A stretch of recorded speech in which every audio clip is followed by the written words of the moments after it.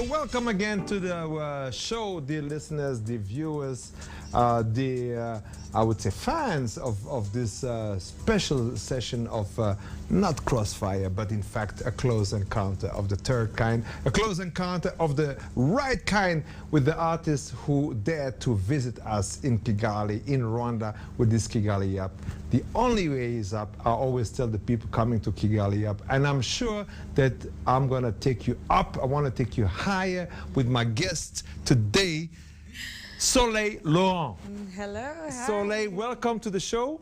Thank you for having me. I'm so happy that in fact I'm even wondering if we would have this whole rainforest of dreadlocks at that side of your camera, because people might be missing out. Definitely, there is another camera for another angle. Soleil, you're a musician. Yeah. Very young. That's relative, but fine. You're young, yeah, and promising, and in fact you play guitar. Yeah. You are. This is your second time that you're coming to Kigali Up, right? I missed you this year, but I saw you last year, and I saw you missed it. This year. But and I heard that this year was even another level. But we're gonna get there. Okay. But some people told me that they'll show me some stuff that they recorded, and I had the team there, so that we've been following, and I'm sure for your fans here we have more to put together. Yeah. And especially a discussion like that, because this is a close encounter that I was really waiting for, because it's nice to see. I do have some background of music, but to see ladies playing guitar and all that, I wouldn't say that it is not in your style. I mean, you don't find too many people. Yeah, it's different, you know. Yeah? Like, there's not a lot of people playing my style that are female, you know. But I hope that I inspire other little girls to pick up the guitar and be able to rock out and express themselves, you know. Yeah, I would even say I mean, it's pretty rare to see even some sisters. Very true. Yeah, definitely. I would say brothers. Okay, fine. You know, it was already something colorful to see them.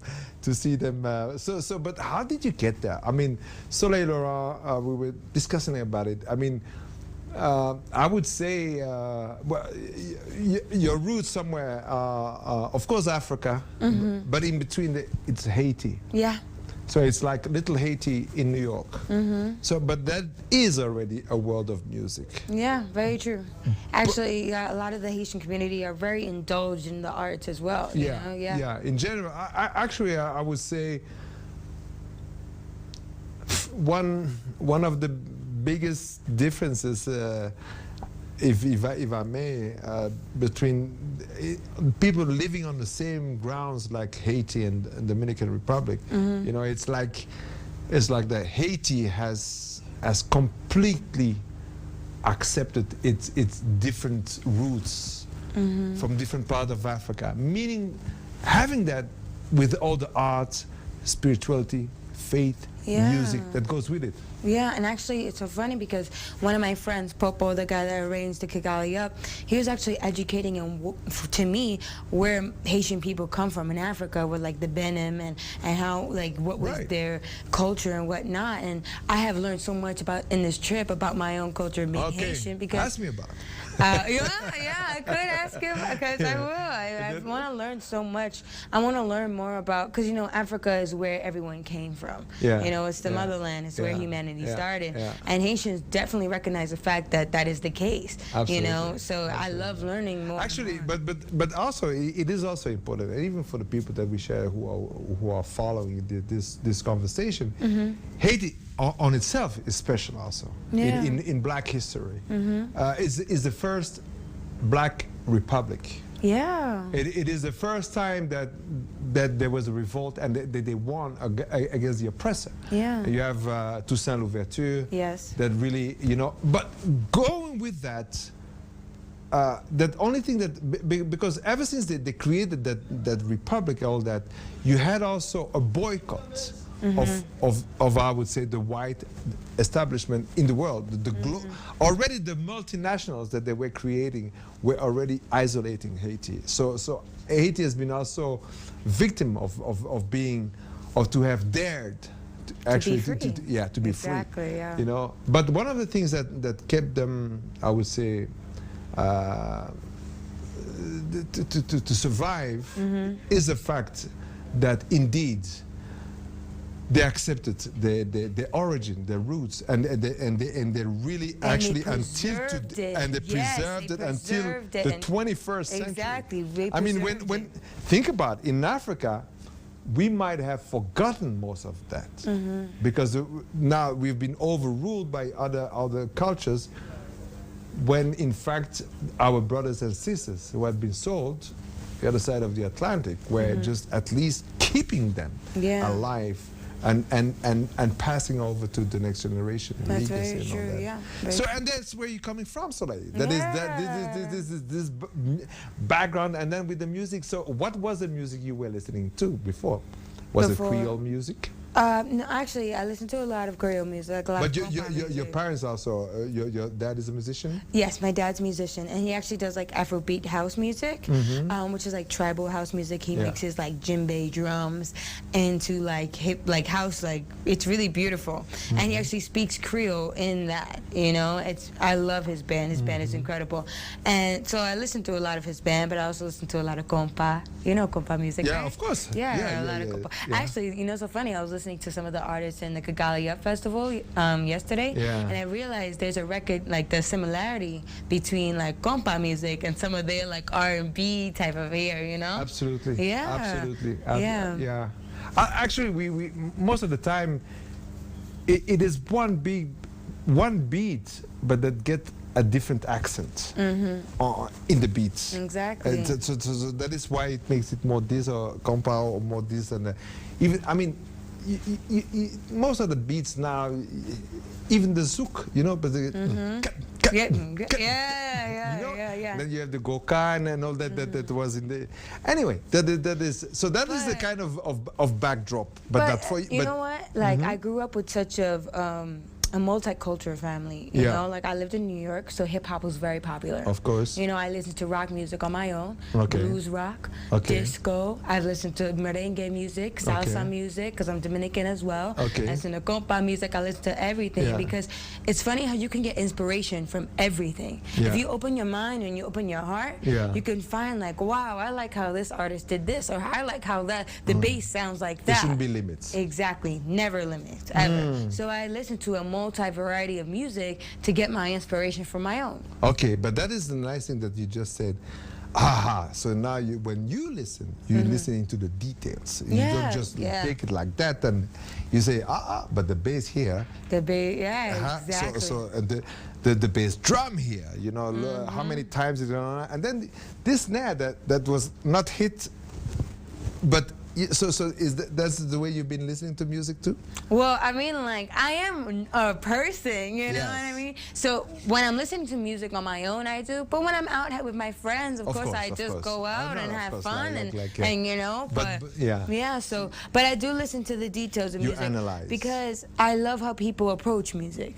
I love how people distinguish how they feel throughout music. So I say, oh, I like that, or I like this, you know? But the nice thing about I would say, what you do and with your and at least with your age and generation, I would say is that I would say at least it's not just an expression. You also you really play music actually. You have mastered guitar. Thank you. And you as I can see, as I can hear, you exploring into sound. Yeah.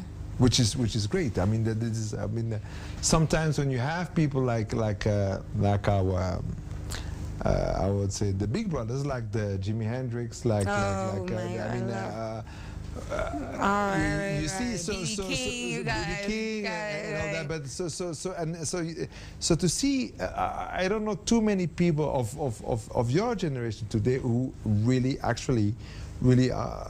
investing in that direction. Do you know what it is? It's like the music industry went from live music to DJs, but it's slowly going back to live music because I started realizing that a lot of But kids. not fast enough, huh? But it will happen, Okay. you know, and so we need artists that really push that.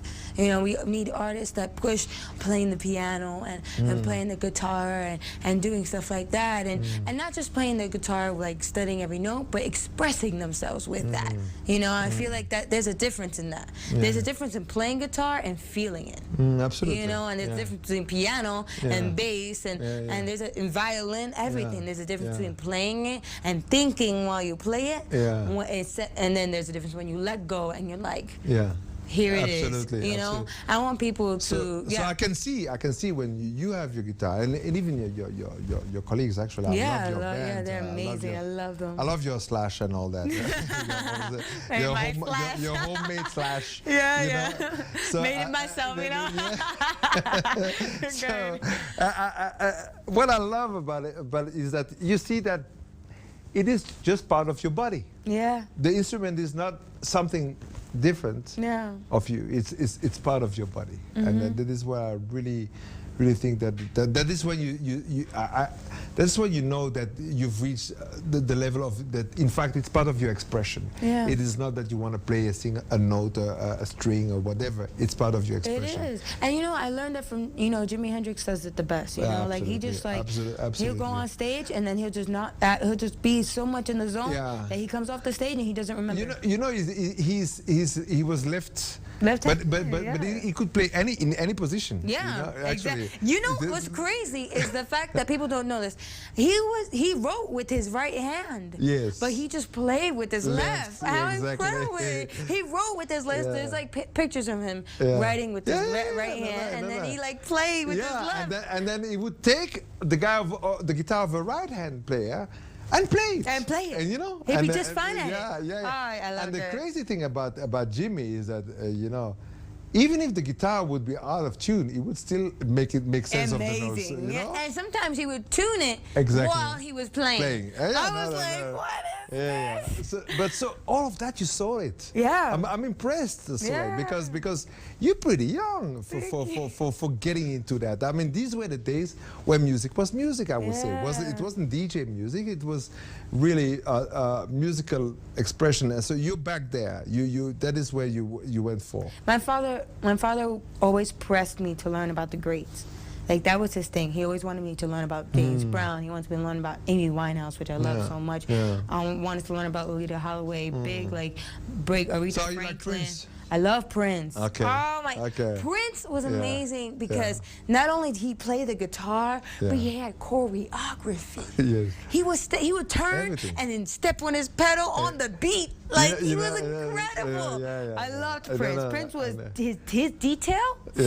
Amazing. No, the guy that swallowed, digested everything of all of these guys. Actually, the Sly, the Hendrix, even the blues, the B.B. Kings, and I mean, he was Chicago. He was Southern Comfort. He was East Coast. He was West Coast. But he was Minneapolis, especially Minneapolis. Actually, he brought a new wave in Minneapolis. Actually, because now that this whole generation, the Jimmy Jam and Terry Lewis, the guys from the Time and all that. So how would you describe your music today? Okay, so it has a rock in it, but it's rock soul, and I tried to add also a hip hop element to it. Okay. And I try to add it with So what makes it rock? The sound? the guitars. The guitar. Because the distortion in the guitars is rock. Yeah. But then, like, you have the bass and the drums. We try to keep it that hip hop flavor. You know what I mean? So it can get people moving. We don't want it to be too much rock because we want people to, like, really bounce with us. You know. And then the soul just comes from the writing and my voice. You know. But definitely the writing, because when I write from my soul. I write from life. You know. So what stories are you telling? Well, I have a couple. Every song has a story. Right. You know, like there's a song called "Boss" about being the boss of your own life and knowing who you are and standing up for yourself. You know, and that was actually because at first I did R&B music a long time ago, and I told my mother that I wanted to do rock, and she was like, "Soleil, I love my mother. I love my mother. Yes. But, you know, I have a great relationship with my mother. How tall is she? My mom? Yeah. Are She's you a taller little or bit, she's no, she's taller. By okay. a little All right, bit. okay. So my mom was like, Soleil, we invested so much in this R&B. I don't think you could do it. And then other people were saying that I shouldn't do rock because there's not a lot of black females doing Absolutely. rock. So it was a lot of pressure. So I wrote Boss, and it was, let me be my boss. I'm gonna walk my own way. And it was just how I wanted to be. Right. You know? But then right, I have a song right. called For Sale. Okay. Right? And For Sale is about not letting money be the price of who you are. Don't let yourself be a price for anything. Don't give away your happiness for any type of money. You can't, you know, you, and then you shouldn't sell your soul. don't ever sell your soul. But then I have songs like Runaway. Runaway was my most, I didn't perform it this year, but it's the most touching song because what happened was my father and I, my father's my best friend. My father is the guy that I go to for everything. You know, my father and I used to walk around with my father and be around him 24/7 when I was younger. You know, I couldn't go anywhere without him. And then we had a really bad argument, and like I went away from the house, and I was feeling really upset. And I had titled the song Runaway because there's always a point in our life where we want to run away from our life. But we have to be strong and get ourselves, keep moving forward. Right. Don't ever get off the train. Right. And always love people. Always love people. Okay. Don't ever cause so much pain in your heart where you don't talk to someone for the whole year or for 13 years or some crazy amount of years because you lost a relationship. Yeah, you know? Right. So I have different songs as life. So you were lucky with that kind of I would say environment of your parents. Yeah. Because the message is clear. It's LOVE. LOVE. That is. That's it. That's all I want. If I can influence people to just love each other every time I go on the stage, I do. So how do you feel now about the U.S. now? I mean, in these days, whenever we switch on CNN, whatever, blah blah blah, it's either the worst guy that we could expect there, Trump, or another shooting. Let me tell you something. I know that the U.S. is going through a hard time right now. And we actually had a show before, and we did a song called America. And what I did was I waved a flag and I explained to people, we cannot keep killing each other. We cannot be not unified. We have to stand together, no matter if you're black, white. It doesn't matter at that point. Right now we're in America and we're Americans at that point, you know? So Americans need to learn how to love each other and respect each other. You know, respect each other's values, respect each other's culture. You know, we have to learn how to come together. You know, my message is. So, but are you confident that we are okay? I mean, at least you witnessed that America at least elected a black president. Yes, very true. So that is already one step. One step. Eventually, a woman or a clown. Yeah. For the next, but people, you're gonna regret the original gentleman, Obama. Yeah. The tough times coming for America. It is, but you know what? I think that it's gonna get tough. But there's a quote that says, "After every storm, there's a rainbow." Right. Right. So. Right. I still have hope, and everybody else. I know I'm in Africa right now, but it's like there should be support and knowing that there's going to be hope. There has to be hope. But this is the second time you're here, Soleil. You know that there is always a place for you in the sun here. Oh, I love Rwanda. Don't get me started. I love being here. Me and the guitar player, Adrian, my miniature Slash that you talk about. We were talking about the other day, man, we're going to get a house here. We're going to be here for 6 months. Because we love it here. And you know what? You could spend 6 months a year here and then tour for the rest of the 6 months. I would love to. At least you'd be resting in somewhere civilized. Yeah, but you know what? It's actually an inspiration being here. Really? You know, because I've seen so much love here, and I see so much hugs and handshakes and respect, and it's.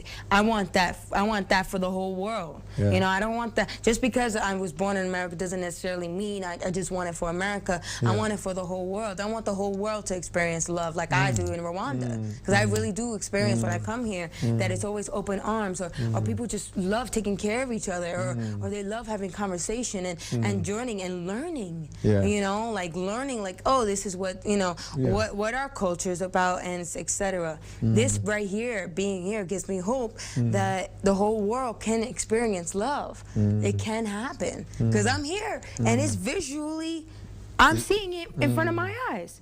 And you should have seen us 20 years ago. Yeah. People had just said this society is doomed anyway. Yeah. And we survived, and eventually. But you survived. Yeah. You Absolutely. survived. Absolutely. You know what I mean? Like, through even those situations happened here where it did happen, you guys got out of it. Yeah, absolutely. And you guys got out of it, and you guys got stronger. Absolutely, yeah. So being able to see, again, with my own eyes, that something like that can happen, because I've read books. I've had conversations with fellow peers here about what happened, and they told me, like, Soleil, this is what happened. But then I look around, and I see people hugging each other. I see people kissing and hug, and just being with each other and eating together and talking together and respecting each other and loving their president. And they just, I see it, and I'm like, wow. Yeah.